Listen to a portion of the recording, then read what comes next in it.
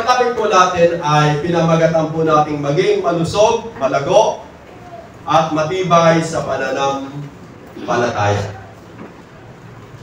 So, napakahalaga na makita natin na bilang isang mananampalataya, tayo po ay maging malusog at malago at matibay sa pananampalataya. Ang sabi po diyan,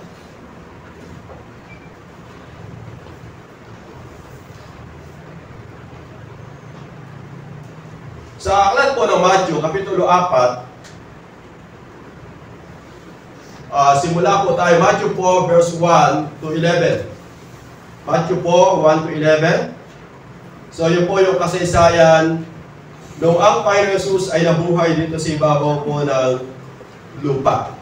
Makita po natin dyan kung paano po bilang isang Diyos na nagkatawang tao ay tinukso po siya ng kaaway.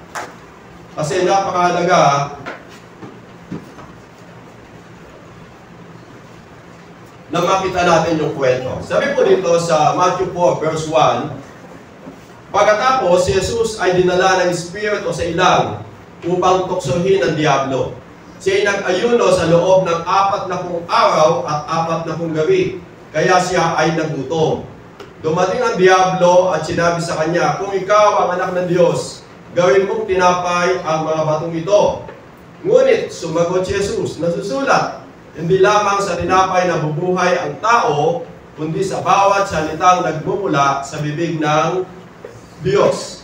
Pagkatapos, dinala siya ng Diablo sa Jerusalem, ang banal na lungsod, at pinatayo sa taluktok ng templo.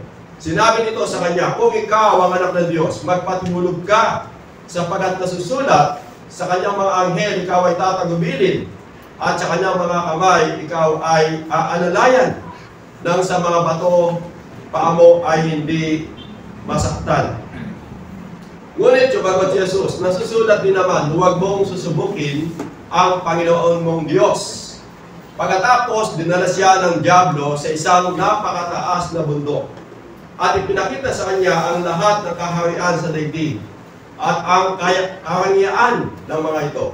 Sinabi ng Diablo sa kanya, ibibigay ko sa iyo ang lahat ng ito kung magpapatiwapa ka at sasamba sa akin. Kaya't sumagot si Jesus, lumayas ka Satanas, sapagkat nasusulat, ang Panginoon mong Diyos lamang ang dapat mong sambahin at paglingkuran. Pagkatapos, iniwan na siya ng Diablo, dumating naman ang mga anghel at siya ay pinaglingkuran nila. So ito po ay napakagandang kwento nung ang Panginoong Jesus ay nabuhay dito sa ibabaw po ng lupa. Kung paano po siya bilang isang Diyos na nagkatawang tao ay napagtagumpayan po niya yung lahat ng bagay. Kaya sa umaga po ito, ang topic nga po natin ay maging malusog, malago, at matibay sa pananampalataya. Yamang ang buwan po ng January, ito po ay Bible Month.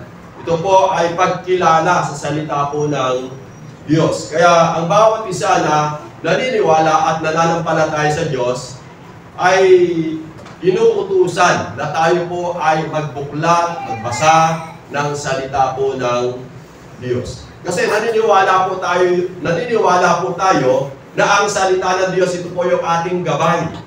Sabi nga po ni King David, ang salita ko ay isang tanglaw na sa akin ay patnubay, liwanag na tumatanglaw sa landas ko na naharaanan. Kaya napakahalaga sa buhay po natin na tayo po ay magbasa ng salita ng Diyos. At sa pag-aaral po natin sa umaga po ito, ang unang puntos na gusto kong tingnan po natin, una, maging malusog sa salita ng Diyos. Then mismo yung Panginoong Jesus, ang sabi niya, dumating ang Diablo at sinabi sa kanya, kung ikaw ang anak ng Diyos, gawin mong tinapay ang mga batong ito. Ngunit, sumagot Jesus, nasusulat, hindi lamang sa tinapay na bubuhay ang tao, kundi sa bawat salitang nagmumula sa bibig ng Diyos.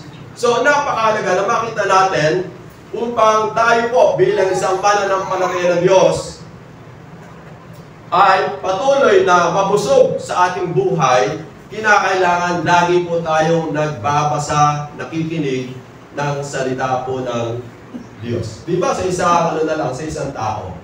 Tingnan po natin, ipinakita po dito ng Bible kung paano daw po tayo kumakain ng pagkain physical, kinakailangan kumain po tayo ng pagkain spiritual. At sa pagkain physical, sabi ko nga, napakahalaga po nito na kumain ka ng almusalan, kumain ka ng tanghalian, kumain ka ng hapunan.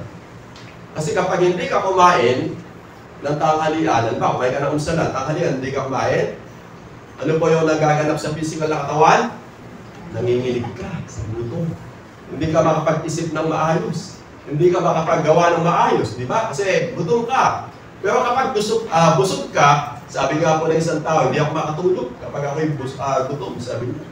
Hindi ako makapag-isip kasi gutom ako, sabi niya. Kaya mahalaga sa isang physical na katawan, ikaw po ay busog at malusog. Amen! At sabi ko nga, sa pagkain na ginagawa po ng mga tao ngayon, lalo na kapag nagpunta po kayo sa mga handaan, may mga kanya-kanya ano yan. Ang tawag nito? Menu. Lalo na sa Eat All You Can, kung kayo nagpunta, ang dami yung pagpipilian. So, ikaw naman na kakain, tinitingnan mo muna lahat. Alin ba yung masarap dito? Di ba, ang ginagawa mo, pinipili mo yung alam mo na mabubusog ka. At yung talagang tama sa iyong panlasa, di ba? Pinipili mo, hindi naman lahat kinakain mo eh. O lahat mo pa, kinukuha yung putahe. Di ba? O labili mo yun. Palagay nyo kaya, kapag kinuha mo po lahat. Di ba, yung iba po kasi, ang ginagawa po nila, kumukuha mo na sila, tinitikman kung good po yung panlasa. Di ba? Kasi naniniwala po tayo sa lahat ng pagkain na kakainin po ng tao, may epekto po sa kanyang katawan. Amen po ba doon? Kasi kapag kumain ka, nabubusog ka, lumatakas ka. Kaya may epekto po siya sa iyong physical na katawan. Kaya yung iba, medyo ano sa katawan, healthy, sabi niya, ito na lang, okay na itong gulay. Ay, ito, masarap ito. Pinipili po niya yung alam niya na makakabusog at magiging malusog yung kanyang katawan. Yung iba naman, hindi na po iniisip yun. Masarap ito, yung baboy. Bulaklak, masarap yan. Ano ba? Patatin, masarap yan. Lahat po, dahil sa tingin po niya masarap. Kaya lang, ang tanong po doon, lahat po ng pagkain na kinakain po natin may epekto sa ating physical na katawan. Kaya yung mga mahilig sa matatamis, ano po yung nagiging sakit? Diabetes. Yung mahilig po sa mga maalat, tama sa bato. Yung mga mamantika, high blood, alam mo ba? O yung mahilig sa gulay, yung masarap sa gulay. Mga healthy, di ba? So, ang point ko po dito, lahat ng pagkain na kinakain ng tao may epekto po sa kanyang physical na katawan.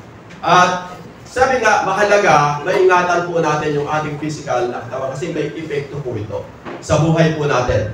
Maging sa pamamagitan po ng salita po ng Diyos. Sabi nga, ito po yung ating pagkain spiritual na napakahalaga na ito po ay ina-apply po natin sa ating po mga buhay. May talata po dito na binanggit po mismo ni Apostol Pablo. Sabi niya sa Hebrew, sabi niya, ang sanggol pa ay nabubuhay sa gatas at wala pa ang karanasan tungkol sa mabubuti at masama. Ang matigas na pagkain ay para sa may sapat na gulang at dahil sa pagsasanay ay marunong nang kumilala ng pagkakaiba ng mabuti at masama. Dito, makita natin, may binabanggit ang lingkod ng Diyos na si Apostol Pablo sa buhay po ng isang mananampalataya, may tinatawag po na sanggol. Sanggol. Alam niyo po ba yung sanggol? Yung sanggol, ang kailangan pa lang po niyang kainin ay gatas. Tama naman po, di ba? Kapag yung sanggol, pinakain mo ng baboy, patay mo. Kailangan mo ng gatas. Sa buhay pananampalataya, kapag po yung isang mananampalataya ay bata pa, sanggol, Ang pagkain pa lang po niya talaga ay gatas pa lang. Nandiyan po yung John 3:16, mahal ka ng Diyos, iniibig ka ng Diyos, patatawagin ka ng Diyos. Yung po bang ganon? Yung po bang wala pa po siya? Sabi dito, at wala pang karanasan tungkol sa mabuti at masama. Kasi sanggol pa po siya, wala pa po siyang buwan. Subalit kapag lumalaki na yung isang tao, nalalaman mo na yung mabuti at masama. So, kinakailangan, yung pagkain po niya noon ay matigas na. Yung iba po kasi, sabi ko nga, sa buhay po na to, balikan po natin sa physical, balansin po yung pagkalikha po ng Diyos sa lahat ng bagay. May sa mga pagkain, may talagang sabi ko nga, bakit kaya may ampalaya? May pakinabang po yun sa katawan. Bakit po may mga maasim? May pakinabang po yun sa katawan.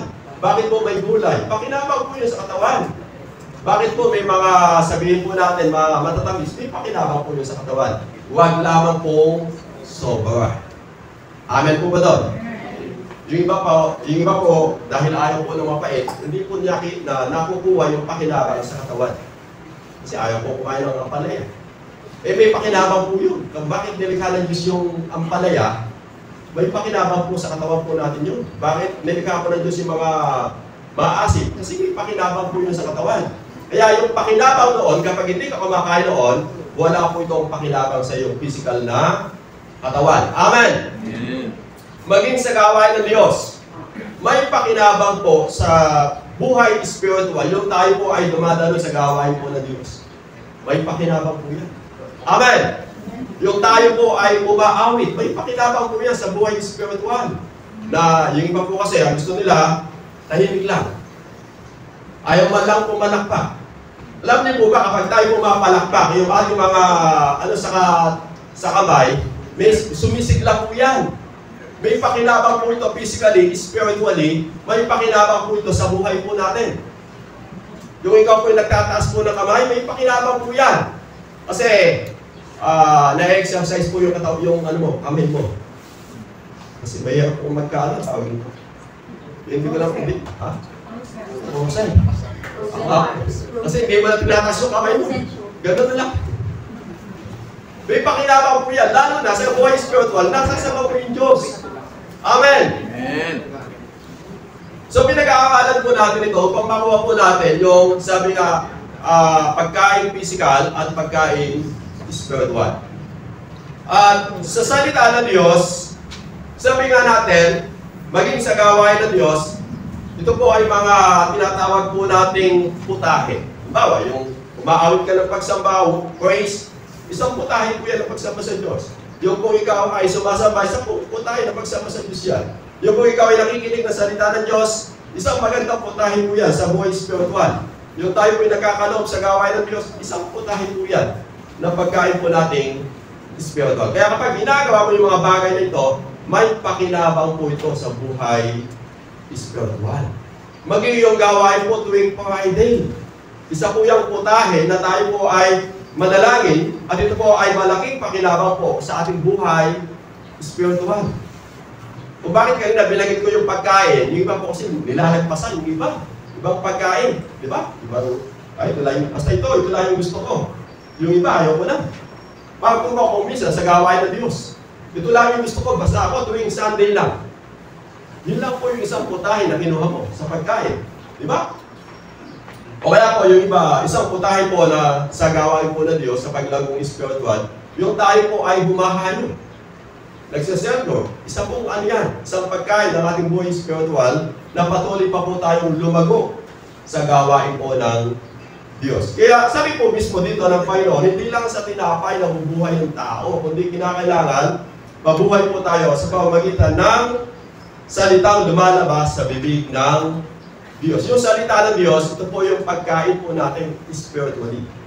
Kaya kinakailangan maging malusog at malago tayo sa ating buhay pananampalataya sa Diyos. Kung kinakailangan mo kumain ng matigas, kumain po tayo para tayo po ay lumakas. Ang kumakain lamang po ng gatas, yung bata pa lang sa pananampalataya. Kaya kapag tayo po ay naitutuwid ng salita ng Diyos, magpasalamat na po tayo. Amen! Kasi ibig sabihin nun, lumalakas na yung buhay pananampalataya. Kung atin pong napansin kanina, yung binasa natin doon sa Corinthians, doon sa ating Lord Chapter, sabi niya, itinutuwid tayo ng Diyos upang huwag tayong mahatulang kasama ng sanlibutan. Ibig sabihin, kapag may nagpapaalala sa iyo ng mga salita ng Diyos, itinutuwid po tayo doon ng Diyos upang tayo ay huwag mahatulang kasama ng sanlibutan.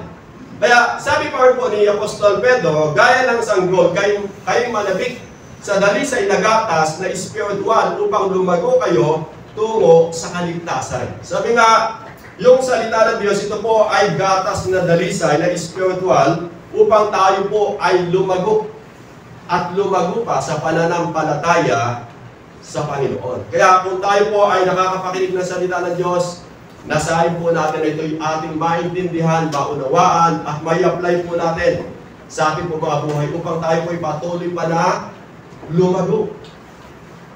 Alam niyo po, kapag tayo po'y lumalago, nakita po yung bata na kapag edad na po ng 3 taon, 4 na taon, ayaw na nga po magpasuko eh. Gusto siya na po yung kumain. Ibig sabihin, lumalago na. Ganun din po yung ating buhay pananampalataya. Kinakailangan, kung tayo po dati ay inaalagaan, ngayon po tayo na po yung matutong mangalaga. Kung dati tayo po ay pinapakain, ngayon po tayo na po yung matutong kumain. Amen po ba doon? Kasi sabi ko nga, katungkulan po natin bilang isang mananampalataya ng Diyos, na tayo po ay mabusog at lumago sa pananampalataya sa Diyos. Huwag po nating iasa tuwing linggo, tuwing Friday, o kung ano man po yung gawain, kundi nasahin po natin na tayo po mismo ay maging malusog at malago sa ating buhay pananampalataya sa Diyos. At sabi ko nga, sa pagkain, kung minsan may iniiwasan po tayo. Kaya lang, doon sa mga bagay na iniiwasan po natin na yon, may pakinabang din po ito sa buhay natin. Di ba? Kasi yung iba talagang ayaw nilang kainin. Dahil alam nila, hindi masarap. Kaya alam niyo po ba, lahat ng mapait may pakinabang. Yung mapait, mapakla, may pakinabang po yan. Mapait na karanasan. May pakinabang po yan. Ayaw lang po ninyong subukan. Ayaw lang po ninyong tingman. Kaya yung iba, ayaw nga po mga taga-ibang lugar. Kasi sabi po nila, dito sa Kandaba, sabi niya, sikat yung ng Kandaba, buro ng Kandaba. Diba? Kinikilala po yan dito sa Kandaba. Kasi ayaw naman po ng iba, kasi hindi ka, patay ka ganyan, puti. Doon sa Taguul, sa mga Tagal, may kulay-kulay, di ba? Alam niyo po yung mga taga-Balew, nung matikman po nila, nung una ayaw nila kainin. Nung matikman nila, masarap pala. Kaya pag may umuwi dito, magpapadala dito. O yung iba, sabi po nila, yung daga. Ayaw po nilang kainin yung daga. Nung may nagpuntang tao dito, sabi po ng mga nagkwento, ano yung kaya? Ibon! Kinain! Ibon! Pagkatapos kumain, ay kasama ka ng daga. Ano? Daga? Oo, daga! Kaya pala natutunan po nila yung kumain ng daga. Di ba yung mga foreigner, ayaw po nila kumain ng balot? So matikman po nila yung balot. Masarap pala yung balot. So ibig sabihin, sa tingin mo kung minsan hindi masarap, di ba? Pero kapag natikman mo at nalasahan mo, masarap pala. At sabi ko nga, lahat ng pagkain na kinain mo, may pakinabang sa iyong physical na katawan. At ganoon din po sa buhay spiritual. May mga pagkakataong ganito. May nagtatanong sa buhay mananampalataya ng Diyos. Sabi niya, bakit patuloy na pinagpapaalala ng Diyos? Kasi isang bagay na in-apply po niya sa kanyang buhay, yung isang iniiwasan ng tao, yung magbigay. Isa sa pagkain na dapat po nating kainin, o sabi nga, gawin po natin yung isang bahagi na magbigay. Kasi ang sabi ng Bible, ang tao mapagbigay ay lalong yumayaman. May pakinabang po yung pagbibigay mo na ginagawa sa gawain ng Diyos. Gusto mo, pagpalay ka ng Diyos, ayaw mo namang magbigay. Pwede ba yun? Hindi mo, ibig sabihin, yung isang utahe na dapat mong gawin, hindi mo ginawa, kaya yung epekto doon, hindi mo nakamtan sa iyong buhay. Ang in-apply mo na, halimbawa, ang in-apply mo natin yung John 3:16. O O, tama naman po, di ba? Yung manampalataya ka, magkakamit ka ng kaligtasan. O, nabasa mong salita ng Diyos, yung Hebrew 13:5, hindi ako iiwanan, hindi ako pababayaan ng Diyos. Tama naman po yun, pakinabang po yun, di ba? Kasi yun po yung ina-apply natin. Pero kapag hindi mo ina-apply yung salita, magbigay kayo at bibigyan kayo ng Diyos isang stuntakan, siksik at umaapaw, hindi po natin maranasan yung blessing po nito sa ating pong buhay. Amen! So lahat ng salita ng Diyos, may kalaki po itong pakinabang sa mga taong nag-a-apply po nito sa kanya pong buhay. Sabi ko nga po yung pagkain, lahat ng pagkain na kinain mo, may pakinabang sa iyong physical na katawan. Lahat ng salita ng Diyos na ina-apply mo, ginagawa mo, may pakinabang po ito sa iyong buhay spiritual at sa iyong pamumuhay. Amen po ba doon? Amen.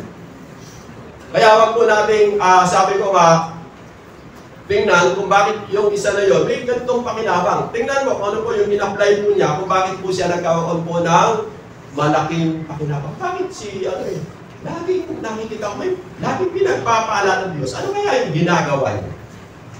I-apply po natin kung ano po yung ginagawa niya at yung pagpapaalala na dumadami sa kanya, patuloy na ito ay dadali din po sa buhay ng bawat isa sa amin. Amen! Amen. Bakit kaya si sister laging payapa? Laging masaya. Kasi ina-apply po niya yung Santiago. 1:2 sabi niya, mga kapatid, magala kayo kapag kayo dumaranas ng matibang pagsubok.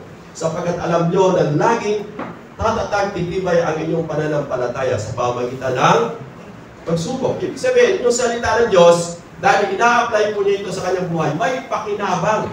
Siya po ay pumapayapa, nagiging masaya yung takbo ng kanyang nagiging pamumuhay. Kaya sa buhay po natin, napakahalaga na tayo po ay maging malusog sa salita ng Diyos at managot. Amen po ba doon? Amen. Upang yung pakinabang po nito, yung biyaya po nito, ay patuloy na dumaloy at dumaloy pa sa buhay natin. Kasi yung iba, kaya po hindi pa lubusang dumadali sa kanya yung salita ng Diyos. Hindi pa po niya ina-apply yung ibang putahe na salita ng Diyos sa kanya pong buhay. Kung baga sa isang kumakain, ayaw niyo muna yung medyo mapapait. Ayaw niyo muna yung medyo mapapakula. Maasim. Basta ako, dito muna sa matatamis. Masasarap. Ito po yung mga pangako ng Diyos. Pero pagdating doon sa mga bagay na maasim, ayaw na niya. Kaya hindi po niya makakuha yung vitamin C sa mga maasim, di ba? Ganon din po sa gospel. Kung minsan, may mga iniiwasan po tayo na napakalaga pala na huwag nating iwasan upang yung pakinabang po nito ay dumaloy sa buhay ng bawat isa po sa atin.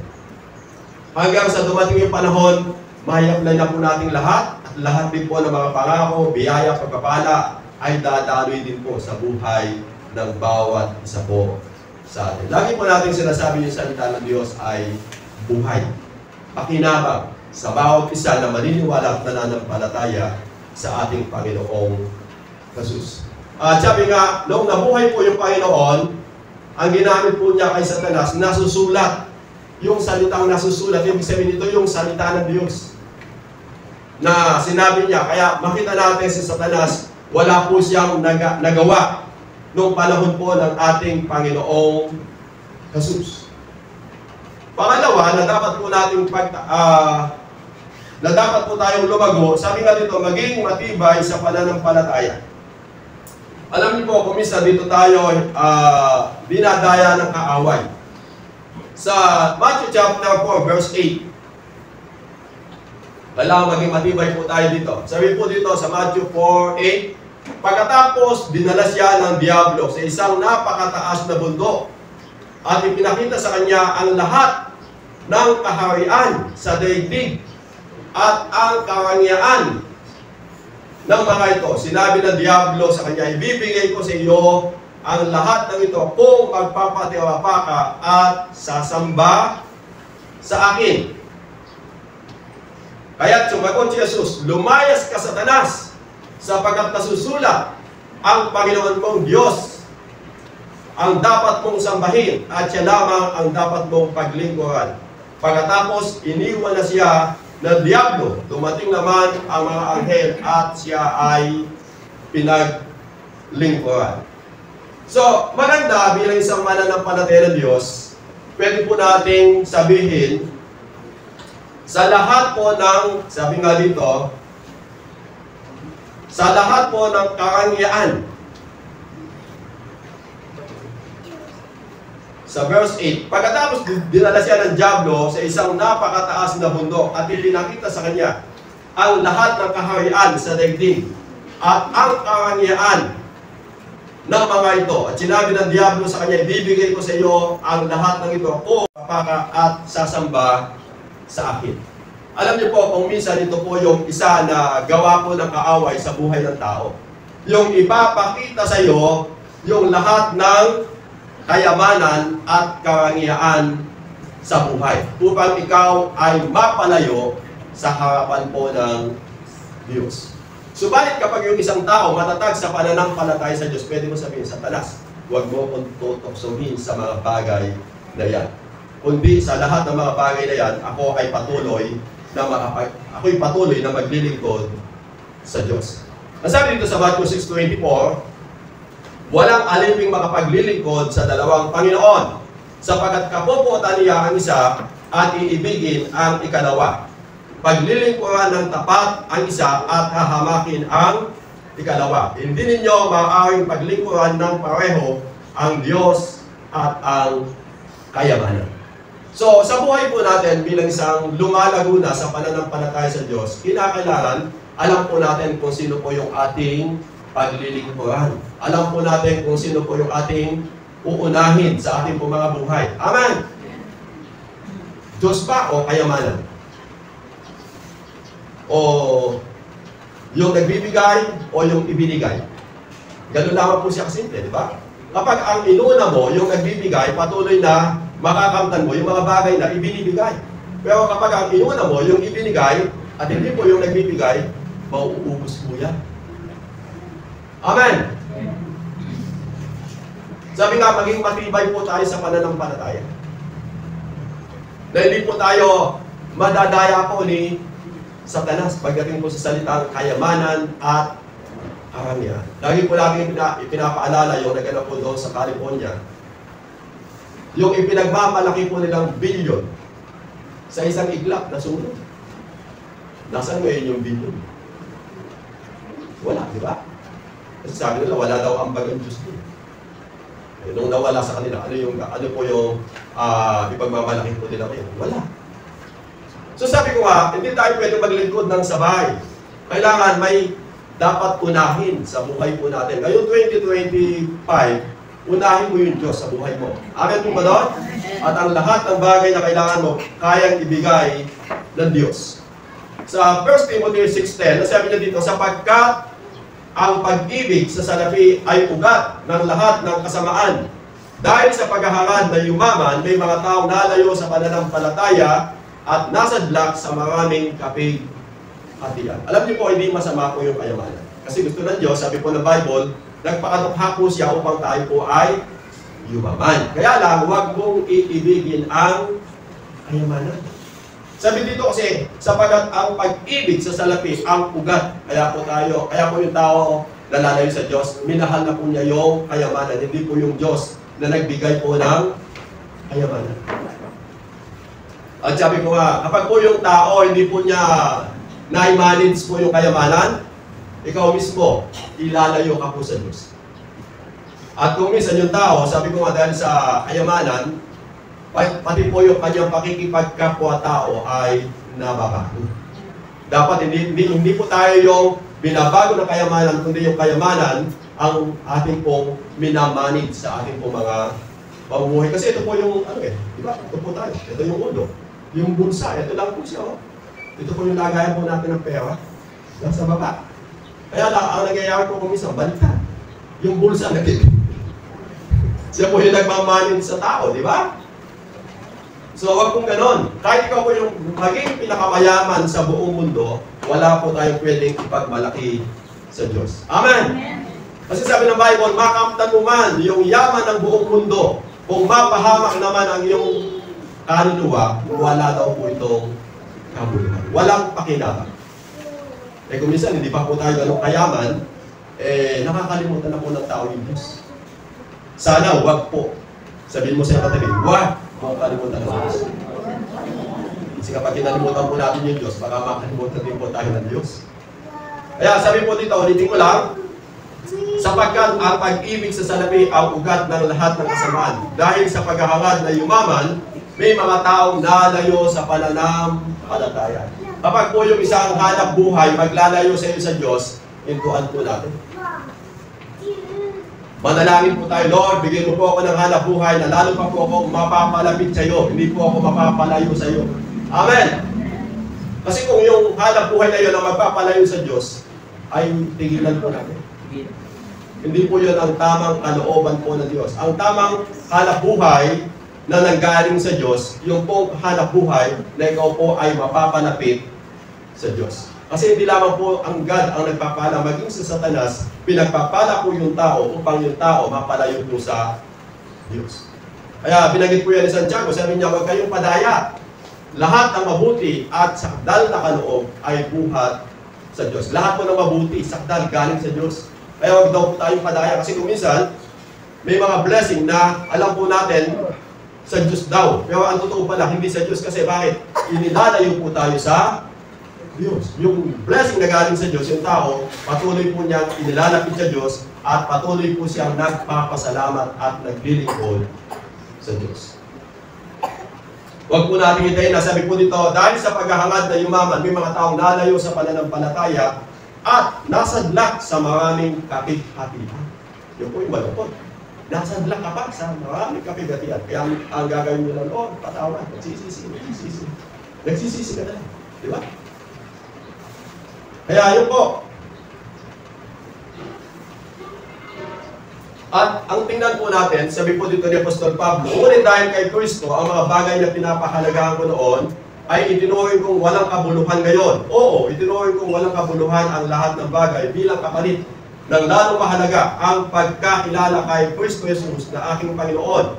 Ang lahat ng bagay ay ipinalagay kong walang kabuluhan at itinuring kong basura, makamtan ko lamang si Kristo. Alam niyo po, ang pinakamahalaga sa buhay po ng tao ay walang iba kundi po yung ating Panginoon. Hindi po yung kayamanan. Si Apostol Pablo, nung pong siya ay makakilala sa ating Panginoon Jesus, mayaman po siya. Abogado po kasi siya.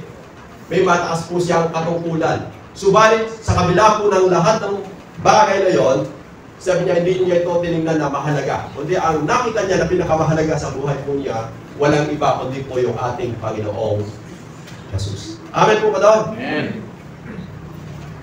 Kasi may mga tao kung minsan, ang pinakamahalaga at mahalaga sa buhay nila, yung iba, profesyon. Yung nakatapos ng abogado, nakatapos ng doktor, nakatapos ng engineer. Hindi po masama po yun eh. Kasi biyaya po yun ng Diyos. Subalit, hindi po sila yung pinakamahalaga. Kundi ang pinakamahalaga, yung nagkatiwala sa iyo ng mga profesyon sa iyong buhay. Amen po ba doon? Kung ikaw ay naging mayaman mo yun, blessing po yan. Pinagkatiwala po yan sa atin ng Diyos. Subalit, wag po natin yan tingnan na pinakamahalaga. Wag po natin sabihin, Lord, pasensya na kasi hindi ko paiwanan itong aking negosyo. Pwede naman isa yan. Kasi linggo, di ba? Day off talaga. Ay Lord, sayang, kasi kikita ko ng 1,000. 1,000 lang, pagpapalit mo yung gawain ng Diyos.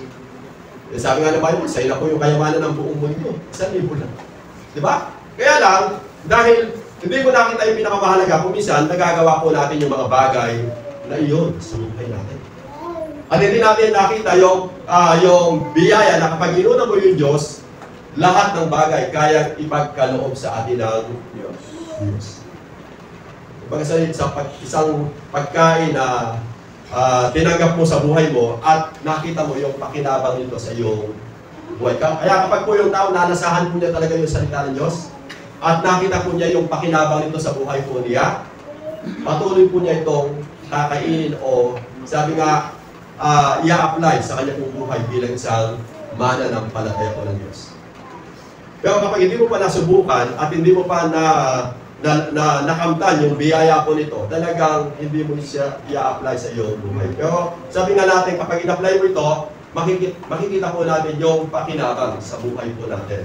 Kaya sa buhay po natin, sikapin po natin na tayo po maging malusog, malago, at matibay sa pananampalataya. Amen po ba doon? Amen. Kasi pakinabang po ito sa buhay po natin. At sa huling talata sa 2 Timothy. Sa 2 Timothy chapter 2, verse 14. Sabi po dyan sa 2 Timothy 2 Corinthians. Wala po yung mataan. 2 Corinthians. Sa 2 Corinthians 2:14, sabi niya dito, ngunit, salamat sa Diyos na lagi niya kaming isinasama sa parada ng tagumpay ni Kristo dahil sa aming pakikipag-isa sa Kanya.